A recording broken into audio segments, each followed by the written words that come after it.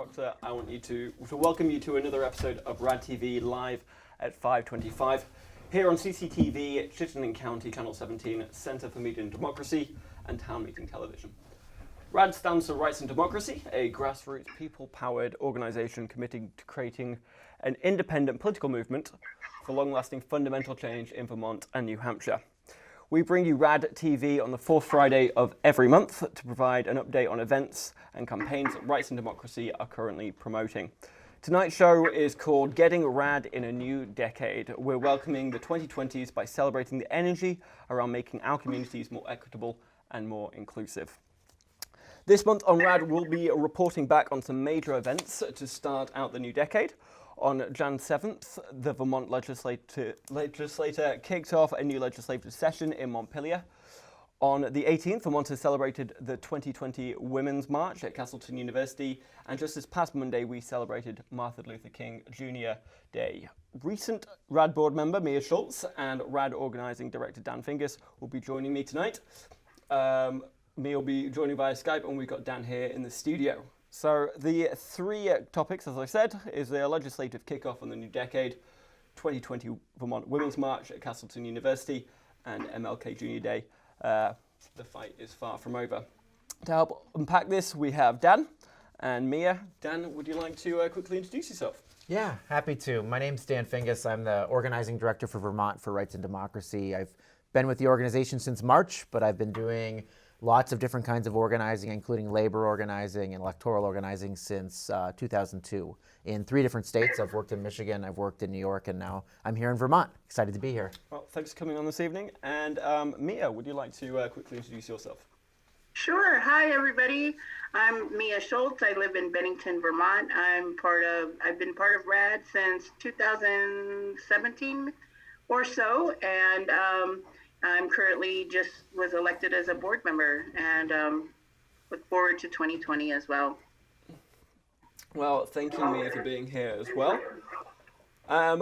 Audience, this is a phone-in show. If you ever want to give us a call and discuss with Dan or Mia anything that's on your mind this evening, you can give us a ring at 802-862-3966, and you'll be put through live on air, and you can ask any question you like. We're going to get started, and first of all, we're going to talk about the legislative kickoff. Dan, let's start with you. What are you excited to see happen in Montpelier this session? Well, the legislative kickoff was really great. We actually were there on January 7th in the State House, launching the Raise the Wage campaign for 2020, trying to raise the minimum wage to $15 an hour by 2024. We had a really great event. We talked to dozens of elected officials. We had a lot of activists from the 30 different groups that are part of the Raise the Wage Coalition in attendance. We made a big splash. Everyone was talking about Raise the Wage on the first day of the legislature, and that's led to a pretty quick succession of things that has led to a Raise the Wage bill that is now passed the House this morning and is on the way to the Senate for next week. So we are looking at a 2-year bill raising the wage to $12.55 by January 1st, 2022. Oh, fantastic. And let me just follow up with that. Fantastic that it got through the House. What's its chances looking like in the Senate? Because it did have difficulty last year. Well, the Senate's actually where it started last year. So the Senate is where our main sponsors are, and actually we expect it to be even more popular in the Senate than it was in the House. So the real challenge is going to be the governor, and seeing if the governor will stand behind working Vermonters and raise the wage for the 40,000 working Vermonters who would be affected by this. And this Raise the Wage would actually put $121 million into the pockets of these working Vermonters. That's fantastic. And is there anything else coming up in the session that you've got your eye on? Is there any other legislation of note that you're talking about at the moment? Yeah, I mean, one of the big things is the paid family leave bill. The paid family leave bill actually passed earlier in the week. Passed the House, it's passed the Senate, it's going to the governor. It's not a perfect bill. It's got a number of structural issues with it. We've had a hard time getting behind it because it makes it a private insurance, and it doesn't include temporary disability insurance, which every other paid family leave program in the country includes. And so we haven't been able to fully get behind it, but it is a bill we're watching. The other exciting thing that's going to happen this year for sure is the climate bills. There's a suite of 4 climate bills, at least if not more, that are going to come out. And we're really excited for real meaningful climate justice work to happen this year. Oh, fantastic. And Mia, actually, I would like to follow up with you on that, on the climate bills going through at the moment. What are they looking at Montpelier in order to try and improve and try and address the climate change issue?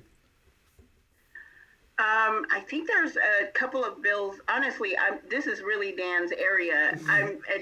We recently in our Bennington RAD meeting had somebody come down from Montpelier to describe the couple of bills, and one of them I think is to hold the state responsible for climate. And I'll leave Dan to speak more on that if he knows. And another one is to add the carbon tax. I'm not sure.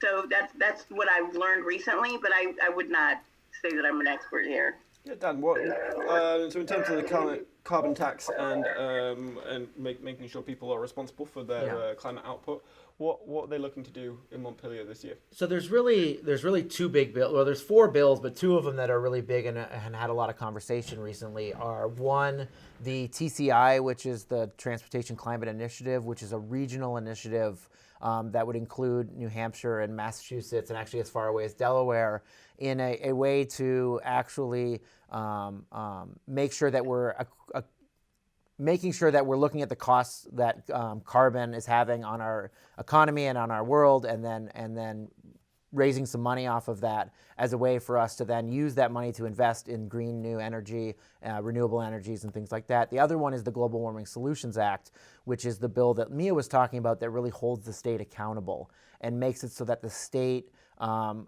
we have a lot of good standards in Vermont. We have some of the best standards in the country, but we don't have any way to hold them accountable to those standards. And so what we need is to actually have ways that the state has to follow through on the big ideas that they have and make sure that we're actually getting our goals, getting to 100% renewable by 2030 and other things that we should be doing. Now, Jack Hansen was on the show last month talking about climate, and he brought to our attention that fuel consumption in Vermont has actually risen in the past few years, which is obviously the wrong way to go. Yeah. Is there anything being done to address that particular statistic? So there are definitely efforts to modernize the renewable utilities, and there's also big ways to try to electrify more things. So those are definitely 2 of the bills that are also out there, along with the Global Warming Solutions Act. It's definitely a big thing. We all know that the transportation industry is 40-something% of our pollution, and so it's a big hunk that we need to deal with. And so it's definitely something that's been talked about a lot. And I think the electrify everything is kind of the buzzwords they're using right now, and it's the Transportation Committee and other committees really looking at that. That's fantastic. And who are the RAD champions in the House and the Senate? Wow, so there's so many to list. The Climate Solutions Caucus is the place where our champions on climate stuff are coming together, and there are over 80 of them from between the House and Senate. They are chaired by Sarah Copeland-Hanzas and Senator Chris Pearson from here in Chittenden, and also the secretary of the group is Representative Selena Colburn here from Chittenden. So those are 3, but there are so many. There's Tim Briglin, there's just Mary Sullivan. There's just like too many to name because it's the biggest caucus, I think, in the State House now is the Climate Solutions Caucus. Is there any members of the House and Senate that are new to Montpelier or relatively new to Montpelier that have really shone and have been surprising advocates, or just people you maybe didn't consider previously? I don't know if there's anyone that's surprising. I mean, I think there are newer legislators like Mari Cordes, who we helped get elected because we thought that she was going to be a good champion, and she's really taken on the climate stuff as something that she's really championed. Older legislators like Sarah Copeland-Hanzas, who's continued to push and do that drumbeat. I think newer Senator Andrew Perchlik from Washington County he's on Transportation Committee and is becoming quite the champion. Who's been your champion when it comes to raise the wage? Raise the wage in the Senate. It's been Senator Sirotkin from here in Chittenden and Senator Clarkson from over in Windsor. But we have so many. The whole Progressive Caucus has been really supportive. But on top of that, we've had Representative Tom Stevens, Representative Kalaki from South Burlington. Just a lot of folks that have really been stepping up and doing what needs to be done to get this bill passed this year. That's wonderful. We've got so many great advocates in Montpelier these days. Mia, I'd love to talk to you about the 2020 Vermont Women's March at Castleton University. So how was this event different from previous women marches? Well, this year it wasn't a march. It was actually contained to inside a building. And, in years past, people can tell you it was mighty cold outside. Mm-hmm. So this year we were able to kind of bring it inside. And people were able, we had RAD had a booth, and ACLU had a booth, and Planned Parenthood. All the sponsors were there front and center to answer any kind of questions. And it made it more of an intimate type of setting. And then on top of it, we were able to have streaming parties all over the state. I think there were about 4, Dan, do you remember how many? About 4 or 5 of them, all over the state, who got to watch and join with us. So if you weren't able to travel that day and come and see us in person, everybody was able to watch live stream. So that was a really exciting difference this year. Was there any standout moments for you? I'm just gonna jump in and say one name. Summerlee, the keynote speaker, Summerlee from Pennsylvania. Amazing speaker, really powerful, really motivating. Right. That's what I was actually going to say. She was the keynote. I just wanted to throw it in there. I also will say that Mia herself. Definitely not going to forget Summer. That's for sure. And I'm just going to say Mia did an amazing job emceeing and bringing up everyone and keeping everyone really grounded in what was going on. So one of the highlights was definitely Mia. Thank you, Dan. No, yes, Summer was fantastic. I think that we were able to get so many points of view in this Women's March that I think there were a lot of people who are kind of disillusioned, the people from different races, different identities. For example, my co-host was Sade, who is non-binary. So we wanted to make sure, or the people at the Women's wanted to make sure it was more inclusive. So you can't talk about women's rights without talking about, about people of color and having a complete whole conversation, including all people. And you can't have those conversations without talking about white supremacy. You can't talk about the patriarchy without talking about white supremacy. And Summerlee really did bring that home. And so it was really felt like a more inclusive event for me as well. Did it feel more inclusive than years past? Absolutely. Absolutely. I'm going to tell you, I went to a women's march in Albany a couple years back, and I didn't feel like they were it was there on Central Avenue, where there's a lot of people in the neighborhood of people of color, and there were no people of color in attendance to that. So now we're really opening this conversation to talk about women being more than just white women. What women are, we all have, we're all oppressed, and we all need to have those conversations. They're sometimes difficult to have. And one of the things that Summerlee had brought up too is it's an uncomfortable thing to talk about, but that's okay because we're always uncomfortable. And the last Women's March I went to, I definitely felt uncomfortable. And so, now this is a conversation that we can all you need, in order to have change, you got to feel a little bit uncomfortable. Did the fact that it was inside and in a bit more of an intimate setting help with that conversation? I don't know if that it kept us warm, that's for sure. and it did snow that day too, so I'm not sure if the setting made that easier for that point to come home or not. I'm not sure. I don't have an answer for that, sorry. What were some of the more powerful moments of the day? Aside from the keynote speaker, was there anyone else that really stood out to you, that really spoke to you?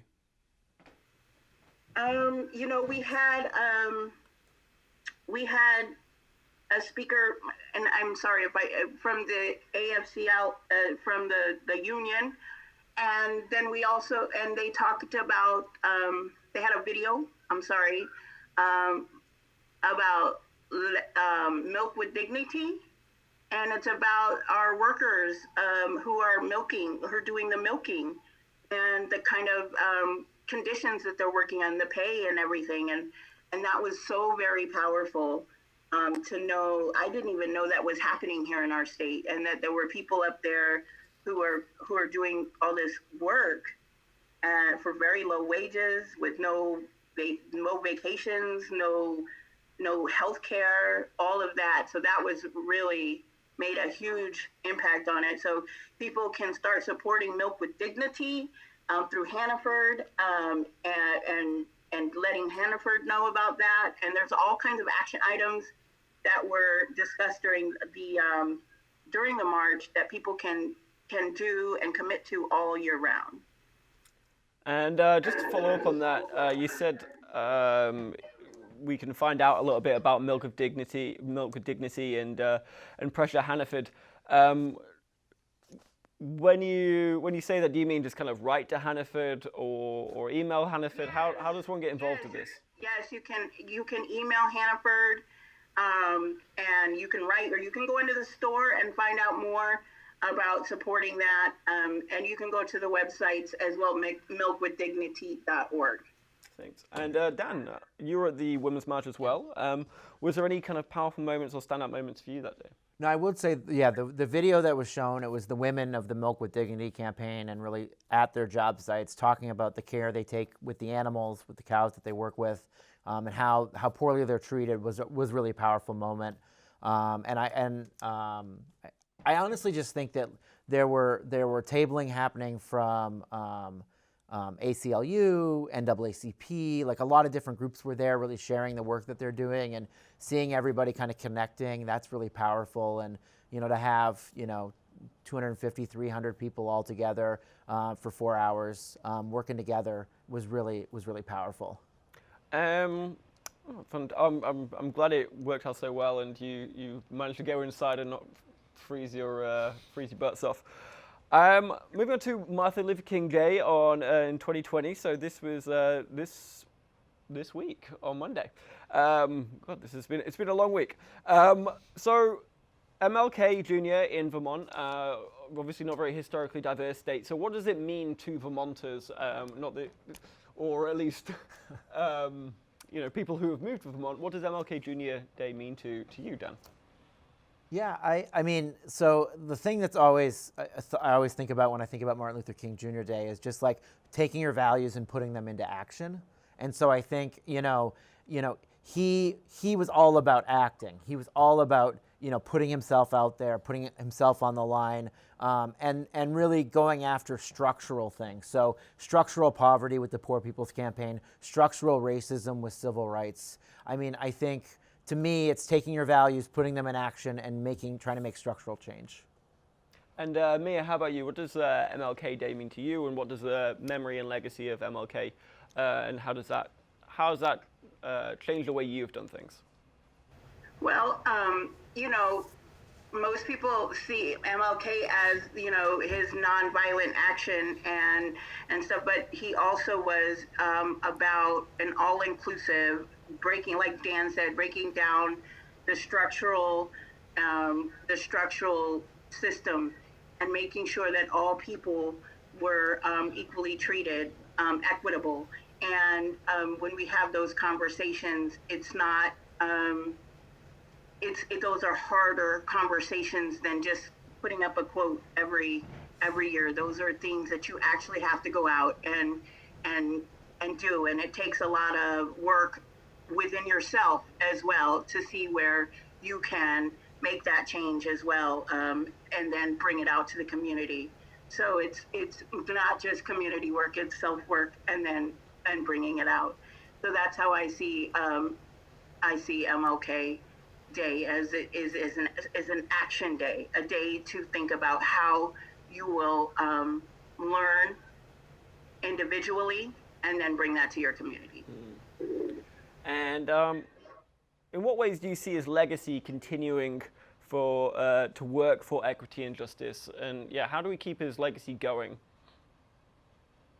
Well, I think that the first thing is to acknowledge that white supremacy still exists in our society, and that the white supremacy is pervasive.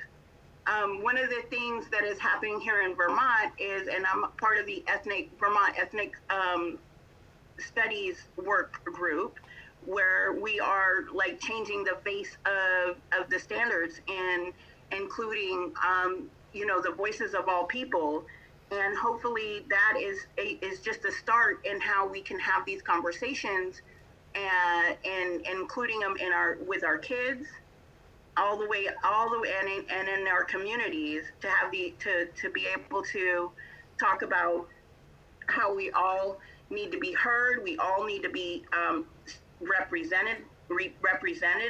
And I think a lot, especially in Vermont, because there's so little people of color, that these conversations don't need to be had. But I think that those conversations need to be had even more, because there's less people in Vermont, because this is a big world, and people of color bring a lot to the table, and so to keep those voices out is really at a disadvantage to us, to everybody. So I think that we're on our way, that we need to have more conversation, and Martin Luther King Day is another time to have those conversations. And Dan, how do you see his legacy continuing? What do you see around Vermont and maybe also around the country? And who do you think are really standing out in terms of continuing to push his work for equity and justice? I mean, I think definitely the ethnic studies work that's been happening is a great way. That's already happened last year with some bills that have happened, but is continuing. I mean, we have to center all of our campaigns in the most marginalized in our society, and so unfortunately, that's the same people that Martin Luther King Jr. was fighting for all those years ago. It's people of color and it's poor people, and so we have to center them in our campaigns and really give them the support they need to lead, and then we can follow. Every issue, raising the wage, paid family leave, all our climate work, it all has to be centered in those voices that Mia was just talking about. And I think that we have a lot of potential to do that in Vermont. We just have to still step out and take that action, be a little uncomfortable in it, but we can make it happen. I mean, there's so many, as much as there are bad things happening in this country, there are so many people that are motivating and that really make you, just really believe that there's hope for the future. And whether it's Alexandria Ocasio-Cortez or whether it's even, folks like Bernie Sanders, like there's a lot of hope still out there. And I think people are willing to make the fight, and we're going to do that here in Vermont. Excellent. I've got to have just one more question before we tell you a few RAD events that are coming up in a minute. But yeah, Dan, what else have we not mentioned tonight that RAD is trying to push for the 2020 calendar? I mean, I think we've covered most of our big things. I mean, I think we're looking at economic justice, where, the raise the wage bills and the paid family leave bills are going to be the most immediate. Climate change work is going to be happening. I think there's also going to be potentially some workers' rights stuff that happens. And I mean, there's a lot always going on, but I think that those are the things that we really need to focus on. And there's always going to be, there's more bills that'll pop up out of nowhere, but those are really our priorities. Right. And it's also important not to spread yourself too thin and trying to cover too much ground and not give each issue the attention that it deserves. Yeah, definitely. So I'd like to take a few minutes at the end of this episode to talk about some upcoming RAD events that we would really like you to get involved with. So the first one that we should have up on the screen in a second is the Weatherization campaign canvassing. This is going to happen on every weekend in Burlington. There's going to be groups of citizens canvassing the public in support of weatherizing every rental property in the city limits. This is something that I've been involved with myself, and I've connected with Jack Hansen, who's been really pushing this as well.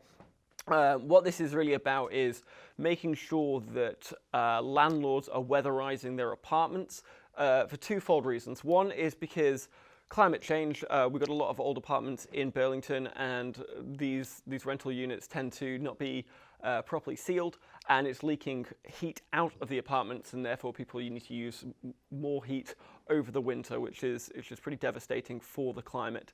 Secondly is the fact it costs a fortune for those who are renting, and that cost goes from those renters, not from the landlords themselves. So the landlords currently don't have any incentive to weatherize their apartments, and so we really need to be pushing for this campaign in order to make sure that those landlords are weatherizing their apartments, and the costs aren't coming out of renters' pockets; they're coming out of the landlords.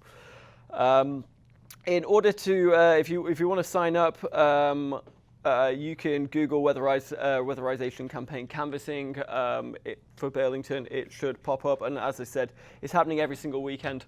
So you can also go to radvt.org, which will have more details for you to find out where your nearest canvassing event will be happening.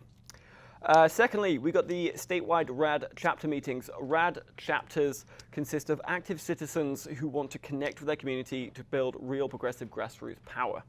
We have RAD chapters all around the state, and the next meeting happens to be tomorrow. So if you are living around Chittenden County, the Essex RAD chapter will be meeting at the Brownell Library at 10:30 a.m. We also have RAD chapters in Burlington, Rutland, Bennington, and Addison.